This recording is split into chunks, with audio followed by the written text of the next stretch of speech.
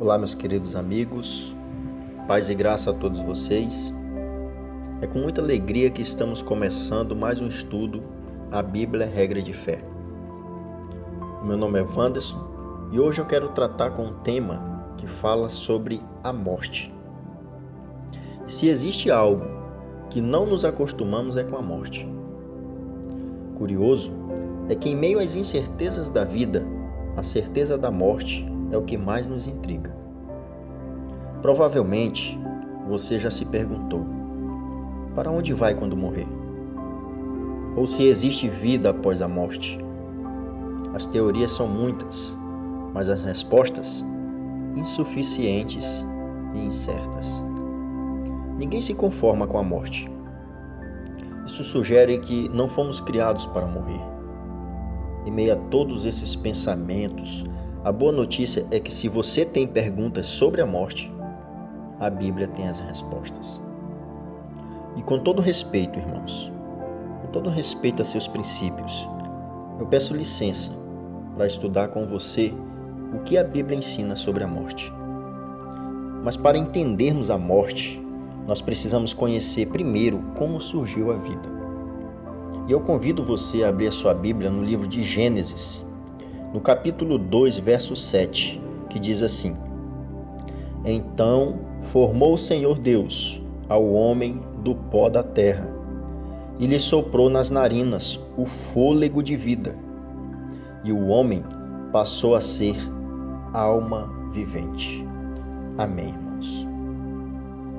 A Bíblia ensina que a vida humana é composta de dois elementos: terra e fôlego de vida.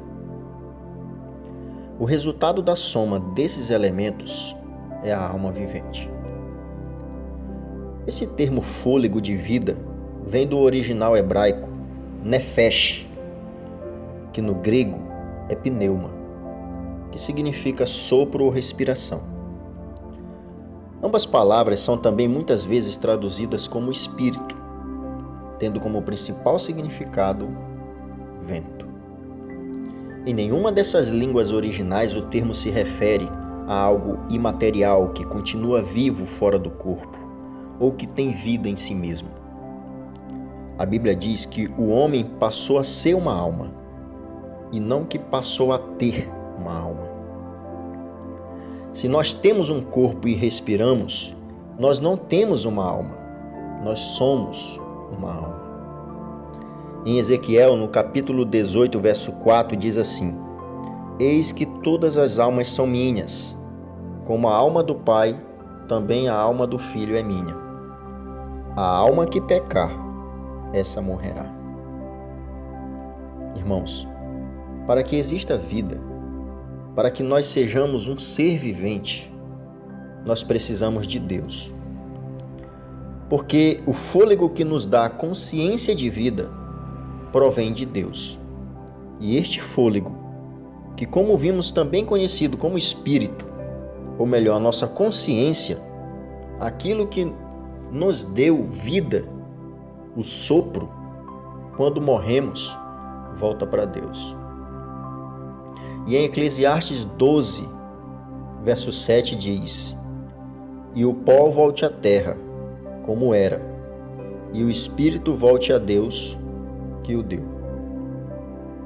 Portanto, irmãos, espírito é o mesmo que o fôlego de vida, e não algo consciente que sobrevive fora do corpo. Logo, o corpo vai para a terra e o fôlego de vida volta para Deus. Então você pode se perguntar: então o que é a morte? Bom, em João capítulo 11, verso 11, nós lemos: Isto dizia, e depois lhe acrescentou: Nosso amigo Lázaro adormeceu, mas vou para despertá-lo. Irmãos, Jesus compara a morte a um sono. Quando morremos, adormecemos. Por isso, uma pessoa que se encontra sem o fôlego de vida, dorme e não sabe o que se passa na vida dos vivos. Em Eclesiastes, no capítulo 9, versos de 5 a 6, diz: Porque os vivos sabem que hão de morrer, mas os mortos não sabem coisa nenhuma, nem tampouco terão eles recompensa, porque a sua memória jaz no esquecimento. Amor, ódio e inveja, para eles já pereceram. Para sempre não têm eles parte em coisa alguma do que se faz debaixo do sol. Irmãos, segundo esse texto, é impossível falar ou ver alguém que já morreu. Então, se os mortos estão inconscientes, o que dizer dos espíritos que aparecem e incorporam em médiuns? Bom, a Bíblia nos responde. Abra sua Bíblia em 2 Coríntios, no capítulo 11, versos 13 e 14. Diz assim: porque os tais são falsos apóstolos, obreiros fraudulentos, transformando-se em apóstolos de Cristo. E não é de admirar, porque o próprio Satanás se transforma em anjo de luz. Irmão, a Bíblia é muito clara sobre esse assunto. Ela nos adverte que seres espirituais, anjos caídos, são capazes de personificar alguém. Irmãos, imitar a voz de um falecido ou até mesmo possuir uma pessoa e psicografar mensagens, Satanás sabe muito bem como confundir a mente das pessoas. E também para iludir, se transformar em um anjo de luz e fazer supostos milagres para afastar as pessoas da verdade. Portanto, irmãos, precisamos ser guiados pela palavra de Deus e não por supostas aparições de entes queridos falecidos ou milagres dirigidos a mãos. Respeitando seus princípios, eu acredito que você pense que quando a pessoa morre, a alma, assim como você foi ensinado, ou vai para o céu ou vai para o inferno. Nós estamos aprendendo que não é bem assim que as coisas acontecem. Nós estamos aprendendo que nós somos alma viventes. Nós somos uma alma. Nós não temos uma alma. Nós estamos aprendendo que quando a pessoa morre, ela descansa no Senhor, esperando a breve volta de Jesus.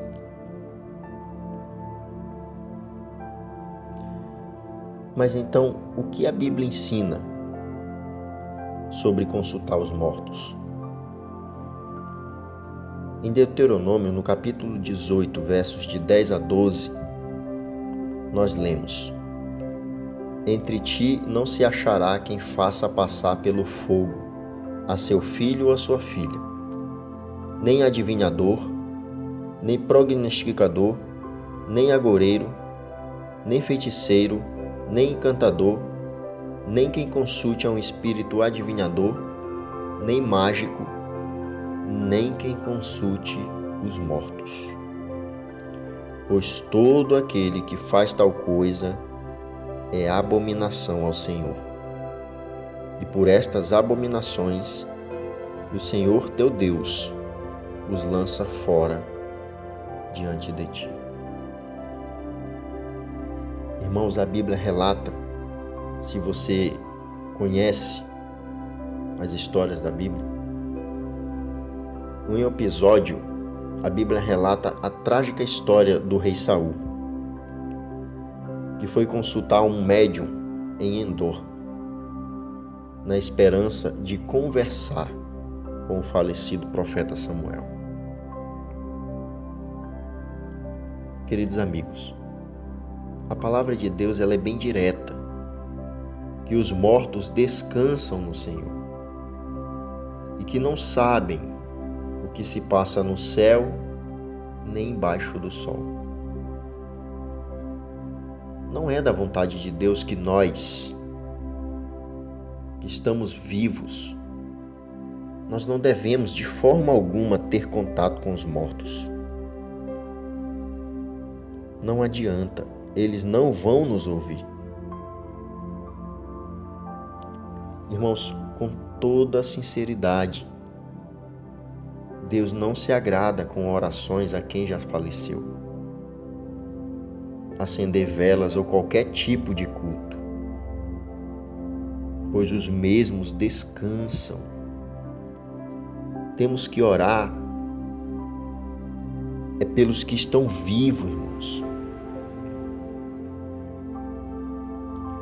E diante destas palavras, Jesus, Ele nos dá uma esperança. E nós devemos crer, pois a promessa de Deus sempre se cumprirá. E qual que é essa esperança? No livro de João, no capítulo 5, versos 28 e 29, diz: Não vos maravilheis disto, porque vem a hora em que todos os que se acham nos túmulos ouvirão a sua voz e sairão. Os que tiverem feito bem para a ressurreição da vida, e os que tiverem praticado mal para a ressurreição do juízo. Queridos, os salvos que já morreram descansam à espera de Jesus. E a ressurreição é a solução definitiva para o problema da morte. E essa ressurreição ela ocorrerá na volta de Jesus. Em 1 Tessalonicenses, no capítulo 4, verso 16, nós lemos: Porquanto o Senhor mesmo, dada a sua palavra de ordem, ouvido a voz do arcanjo, ressoada a trombeta de Deus, descerá dos céus, e os mortos em Cristo ressuscitarão primeiro.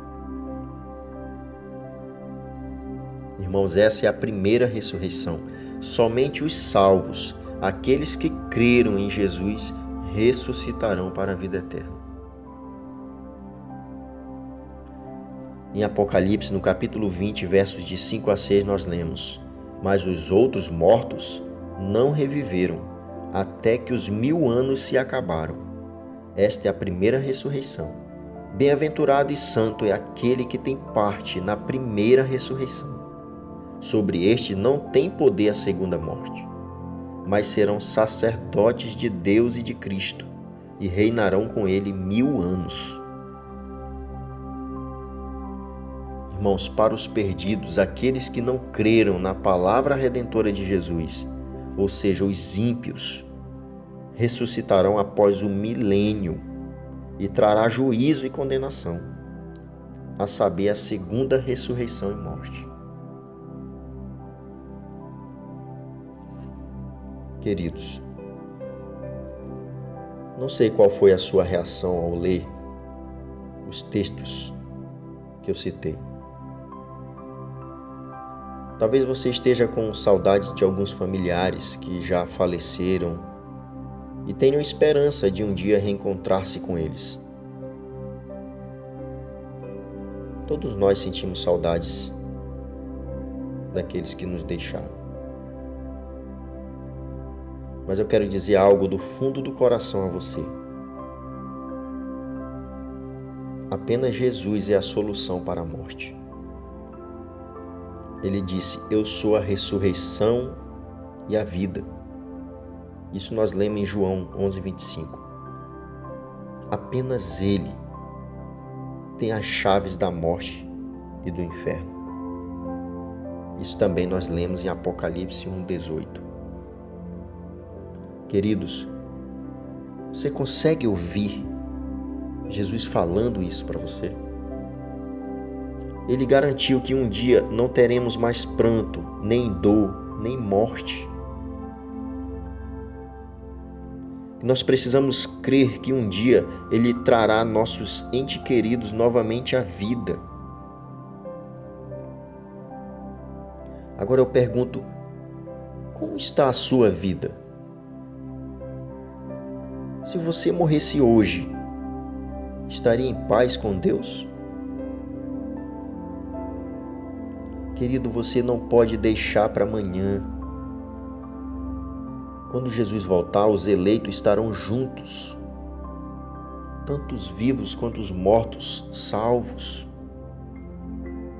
que ressuscitarão para a vida eterna. Pense nisso e entregue seu coração a Jesus. Deseja você crer na palavra redentora de Deus? Se esse é seu desejo, eu vou orar por você. Oremos.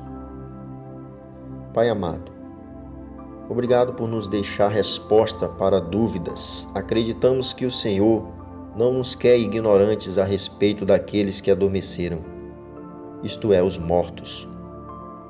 Ao contrário, o Senhor deseja que sejamos informados, e as informações que precisamos encontramos na Tua Palavra. Tu mesmo providenciou todas as informações necessárias para tirarmos toda a ignorância ou falta de compreensão. A partir de hoje iremos esperar felizes pela Tua maravilhosa volta, para que possamos rever nossos entes queridos e amigos ressuscitarem e juntos podermos estar contigo na Nova Jerusalém. Em nome de Jesus que oramos. Amém, Senhor. Irmãos, um feliz sábado a todos vocês. Eu espero você no próximo sábado para mais um estudo, a Bíblia é regra de fé. Que Deus abençoe você.